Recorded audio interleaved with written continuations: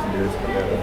Ya, jadi alhamdulillah teman-teman semuanya terima kasih sudah hadir. Andina Foundation hari ini alhamdulillah baru aja diluncurkan, di launching di hadapan teman-teman semuanya.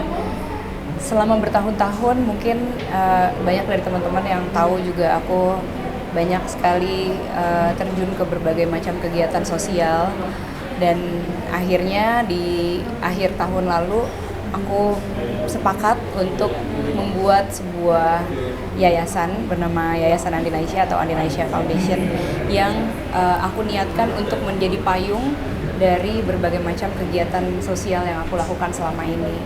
Jadi ini sebagai wadah atau hub dari banyak kegiatan, dan aku juga membuat Andina Foundation ini sebagai penyambung antara donatur dengan teman-teman yang membutuhkan gitu. Jadi aku berharap semoga bisa jalan lancar ke depannya dan bisa semakin luas jangkauannya. Tapi mungkin dirimu sebagai seorang perempuan, sebagai ibu, sebagai seorang musisi juga gitu, dukungan keluarga seperti apa? Iya, sebenarnya juga memang ini tuh hal yang membuat aku maju mundur gitu, maju mundur dalam hal kayak bikin nggak ya gitu, karena aku tahu ketika aku sudah nyemplung dan membuat sebuah yayasan, pertanggungjawabannya tuh kan akhirat ya, jadi kayak itu sebenarnya yang aku tuh agak maju mundur gitu. Tapi semakin kesini semakin yakin karena aku punya support yang sangat luar biasa dari keluargaku, khususnya dari suamiku dan dari ibuku gitu, karena ibuku tuh merupakan inspirasi terbesarku, orang yang selalu berbagi dari seingatku ya, dari saat aku masih kecil banget sampai hari ini gitu, berbagi dengan apapun yang beliau bisa.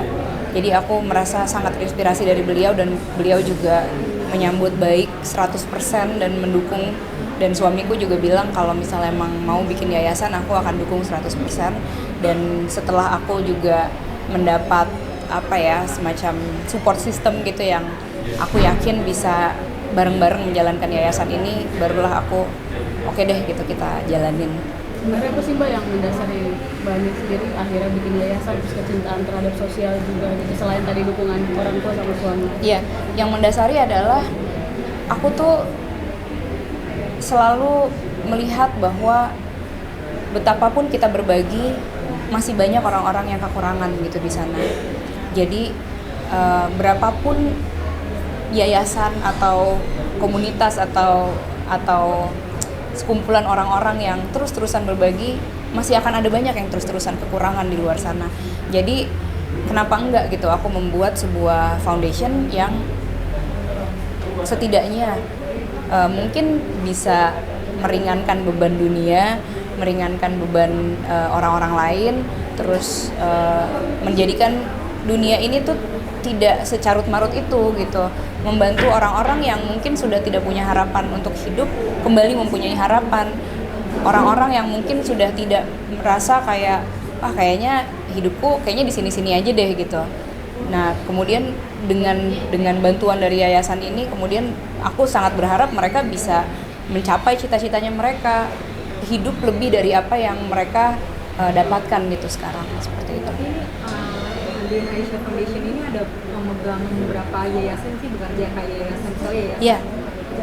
Yayasan itu segala macam, ada berapa yayasan total? Aku belum hitung totalnya ada berapa, tapi yang jelas memang ada beberapa yayasan yang merupakan kolaborator dari Andina Foundation. Aku sangat yakin dalam hal ini tuh pastinya kita nggak bisa bergerak sendirian gitu. Pasti ada beberapa yayasan yang memang mungkin lebih tahu medannya seperti apa, dan lebih turun di lapangan gitu, sehingga lebih tepat guna gitu ketika kita bisa berkolaborasi dengan yayasan-yayasan tersebut. Kalau aku hitung sih harusnya lebih dari 10 ya.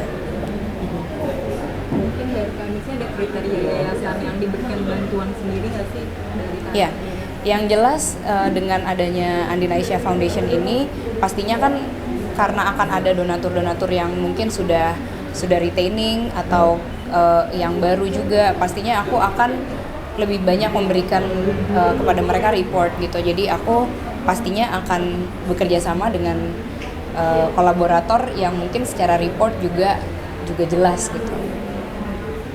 Mbak mungkin melihat anak-anak tadi itu kan kita juga lihat interaksi sama Mbak Andi sendiri. Pernah nggak sih ada pengalaman yang paling menyentuh hati? Banyak Mbak, banyak banget.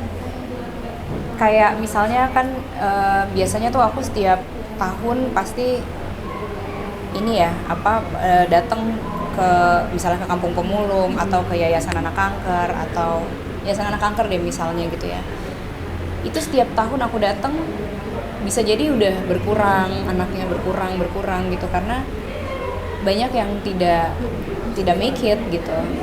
Kemudian di kampung pemulung juga seperti itu gitu. Jadi ada juga yang isu-isu selain pendidikan mereka juga syarat dengan isu kesehatan misalnya, kemudian ada yang demam berdarah lalu nggak make it. Nah itu urusannya kan ke stunting gitu, kemudian ke kemudian kayak mungkin tidak hanya DBD, TBC yang ada di sana gitu. Jadi kayak banyak banget lah isu-isu yang berkaitan dengan anak-anak. Kemudian juga di daerah-daerah stunting juga seperti itu. Banyak sekali aku ketemu sama kasus-kasus yang membuatku tuh miris dan aku merasa aku harus berbuat lebih untuk hal ini gitu.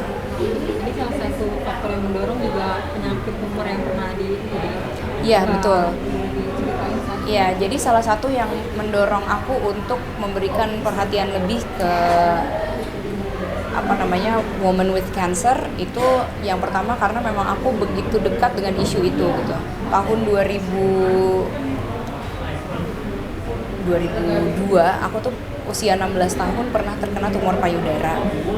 Ibunya suamiku itu juga meninggal karena kanker payudara. Saat ini juga tanteku sedang battling with breast cancer gitu dan lagi kemo dan segala macam. Jadi aku tahu beratnya menghadapi tumor atau kanker payudara ini yang merupakan pembunuh wanita nomor 2 di seluruh Indonesia ya kalau nggak salah. Jadi ya aku merasa itu udah merupakan satu latar belakang yang cukup lah buatku untuk bisa memberikan perhatian lebih pada mereka. Tadi berkaitan dengan keluarga, tentu ada perbedaan pandangan ya sama saudara Andin terkait dengan value yang bisa temukan. Kira-kira bagaimana menyikapi perbedaan tersebut dengan saudara Andin untuk menanamkan value berbagi dan kebermanfaatan kepada anak Andin? Yang jelas pasti kita ngobrol dulu gitu ya. Maksudnya kita harus satu page dulu gitu. Baru habis itu kita melangkah. Jadi kita nggak melangkah sendiri-sendiri, kita melangkah berdua. Dan sebenarnya menanamkan ke anak itu juga bukan hanya dengan kayak kita ngomongin terus gitu. Karena anak itu tuh sebenarnya adalah peniru yang ulung kan. Jadi mereka itu lebih bisa mengcopy apa yang orang tuanya perbuat gitu. Jadi kita ngomong terus tapi kalau kita tidak beraction di depan mereka juga mereka kayak ya udahlah sambil lalu aja gitu. Jadi mereka tuh ya udah children see, children do kan katanya gitu. Jadi aku tuh dibandingin kayak ngomong terus-terusan ke mereka, aku lebih banyak ngajak mereka turun langsung gitu. Mereka lihat sendiri, baru abis itu dibahas. Baru abis itu diajak ngobrol, kayak lihat yang tadi gimana, perasaan kamu gimana tadi ketika kamu ngasih ininya ke mereka gitu. Ini sih, kadang-kadang aku kan nggak pernah memaksa mereka untuk berbagi gitu. Jadi kalau mereka mau sharing atau mereka mau memberikan sesuatu karena mereka mau gitu. Nah, antara Kawa sama Tabi ini kan misalnya balon gitu, rebutan lah antara mereka berdua, kayak susah gitu kayak mau sharing dengan saudaranya gitu ya. Tapi kalau misalnya mereka udah kampung pemulung, terus ada anak kecil pengen minta balonnya, terus dikasih sama mereka gitu. Padahal aku nggak pernah yang kayak kasih gitu, karena kan terserah mereka mau ngasih atau enggak gitu. Tapi jadi sepertinya mereka tahu juga gitu bahwa oh ya kayaknya untuk yang kali ini aku ingin berbagi gitu. Sejak umur berapa Mbak anak-anak diajarkan atau ikut? Kayaknya dari bayi deh Mbak. Bayi itu maksudnya mereka tuh kayak umur berapa ya? Mungkin kayak kalau Kawa tuh dari umur 6 bulan waktu itu aku ajak untuk bertemu dengan anak-anak dengan penyakit langka waktu itu. Itu usia 6 bulan. Terus ya along the way ya kayak misalnya ke panti anak-anak kanker gitu, belum setahun waktu itu usianya. Jadi Tabi pun seperti itu gitu, karena aku juga kemana-mana kan emang sama mereka, jadi ya sekalian. Berarti aku tertarik yang sustainable fashion tadi, berarti baju baru. Nah berarti kalau ngomongin konsep sustainable fashion berarti bisa dong nih manfaatkan yang ada Bisa. di rumah. Nah, Bisa banget. Kalau tips dari Kak Ani sendiri buat Iya. lebaran. Jadi kalau buat lebaran kita bisa memanfaatkan baju-baju yang sudah ada gitu. Karena kan sebenarnya toh baju lebaran dipakainya setahun sekali atau setahun 2 kali, di Idul Fitri dan Idul Adha gitu ya. Tapi jangan salah juga. Jadi kalau kayak di Setali juga sebenarnya kita membuat baju-baju lebaran yang upcycle juga, yang asalnya dari kayak baju-baju yang mungkin ya sebenarnya udah nggak kepake gitu ya, dan cenderung akan dibuang sih biasanya, karena kan biasanya tuh baju-baju yang luntur, yang kancingnya udah nggak ada segala macam, kemudian dikaryakan kembali gitu. Nah, Setali tuh bikin seperti itu. Di rumah juga gitu berarti ya. Di rumah juga seperti itu. Kita sih sampai sekarang emang nggak ada baju lebaran sih, Mbak. Thank you ya. Ada alasan sendiri nggak sih Mbak Andin tuh terjun langsung, biasa kan banyak kan orang tuh kayak dari belakang gitu, tapi Mbak Andin tuh membantu dan terjun langsung itu mungkin ada alasan tersendiri nggak sih? Satu mungkin kebiasaan kali ya, maksudnya aku tuh terbiasa diajak juga seperti itu oleh orang tua aku dari kecil. Terus kedua, aku orangnya mungkin mau ribet kali ya. Jadi in a way itu lebih ribet sih Mbak, maksudnya ada investasi waktu gitu-gitu lah ya di sana ya. Cuman aku mau gitu. Ketiga, ini juga sebenarnya lahan aku untuk berkaca juga sih. Kayak banyak berkaca, jadi banyak bersyukur, jadi banyak review diri sendiri gitu. Aku tuh seneng banget kalau misalnya melihat orang-orang tuh bisa senyum, bisa ketawa. Kadang bukan hanya ngomongin soal uang gitu, tapi juga kayak ya eksistensi kita di sana, kemudian cuman sekedar diajak ngobrol atau didatengin aja gitu, karena ya kadang-kadang yang mereka butuhin itu gitu, bukan hanya uangnya aja. Banyak ini kan di bulan Ramadan harus banyak kegiatan juga, aktivitas juga. Anak-anak puasanya seperti apa? Ini diajarin full puasa. Ya, anak-anakku belum diajarin full puasa sih, karena yang terbesar kan masih usia 7 tahun. Aku juga menyerahkan pada dia, kamu pengen full puasa atau enggak. Jadi sampai hari ini sih dia masih setengah hari puasanya. Kalau yang kecil dia nggak mau. Ya, kalau sahur juga nggak mau dibangunin segala macam. Tapi ya masih usia 3 tahun juga gitu. Tapi jadi excited dari anak-anak buat excited puasa. karena kan mereka ini tahun pertamanya mereka sekolah. Jadi yang kecil kayak baru di kelompok bermain, yang besar juga baru masuk SD. Jadi baru ketemu sama orang-orang lain yang berpuasa, maksudnya anak-anak seumur dia yang berpuasa gitu.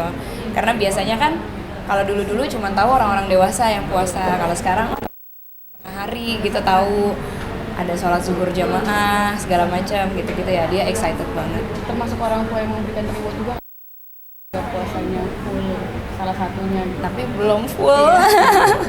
Aku sih nggak gini, kayaknya hal-hal kayak gini juga mungkin ya kalau kedepannya nanti full gitu, kayaknya bukan sesuatu yang akan aku rewardkan gitu sih Mbak. Maksudnya kayak bukan pencapaian menurut aku sih, emang kan kewajiban gitu. Jadi ya sama aja lah kayak sholat gitu, atau dia berbagi gitu. Nggak, kamu berbagi oke banget, aku kasih mainan nih gitu. Nggak gitu konsepnya kalau di keluargaku.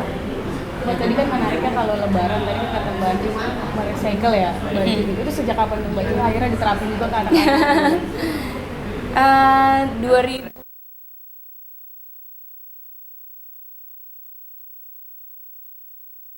selalu sustainable. Dalam arti apakah baju itu recycle, apakah baju itu upcycle, apakah itu baju lama yang dipakai lagi, apakah yang kita pakai pada saat itu memang baju dari pewarna alami gitu. Tapi temanya selama lebaran bertahun-tahun ini dari 2018 memang temanya sustainable. Kenapa tuh Mbak? Kan biasanya public figure lainnya dengan konsep yang maksudnya identik dengan baju baru. Iya sih ya, tapi nggak, kan itu identik yang bikin masyarakat kan ya. Jadi ya kan masyarakat bisa punya nilai yang beda-beda, jadi nggak harus sama juga. Tapi anak sendiri komplain nggak sih? Atau ada mereka bertanya gitu sama Mbak? Enggak, karena mereka nggak pernah ditanemin gitu dari kecil. Nggak ada, di keluarga aku tuh nggak, even ibu bapakku juga bukan yang lebaran terus beli baju baru, nggak pernah dari dulu, dari aku kecil gitu. Jadi kalau kebetulan beli baju baru ya karena beli baju baru, bukan karena ini lebaran maka harus baju baru gitu. gitu. Terima kasih ya, thank you.